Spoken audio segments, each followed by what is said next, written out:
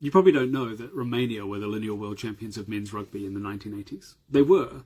And some of you will know because you will have seen me talk about it before. Please do holler in the comments that you already had that info. And if you didn't, stick around because I've got a story for you. So in 1984, Scotland took the lineal world title. They had won a Grand Slam in the Six Nations, or Five Nations at the time.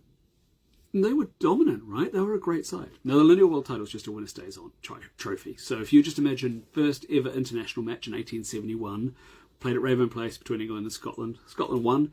They're your first champs. So whoever beats them, which was England in 1872, takes the title. And whoever beats them, and so on and so forth, right? We're up to 209 different times that it's changed hands. But if I go all the way back to 1984, Scotland, not Scotland, yes, Scotland, had it. Mate, I'm tired.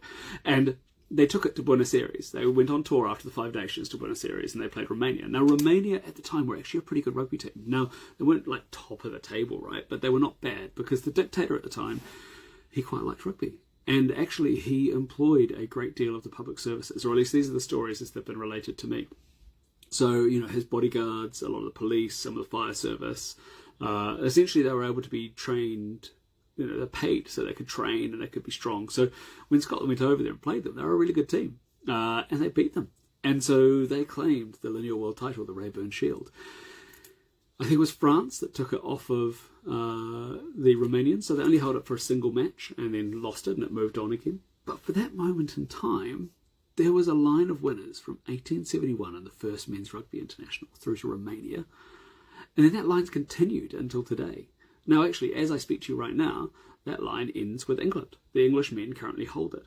But we can connect all these stories, and there's so many others, right? Like the Welsh team of 1999 held it for 8 matches, and that was ended by Samoa. Can you imagine it? Samoa were the lineal world champs. So there's all these wonderful stories, and I'm trying to bring them to life. Now, you might have heard me talk about this before, you might not.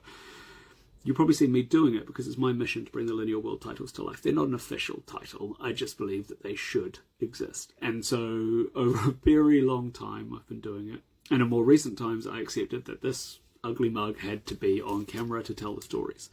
And it has helped us grow. So if you can join me on the mission, I'd appreciate it. I'm Dave, and I thank you for your help.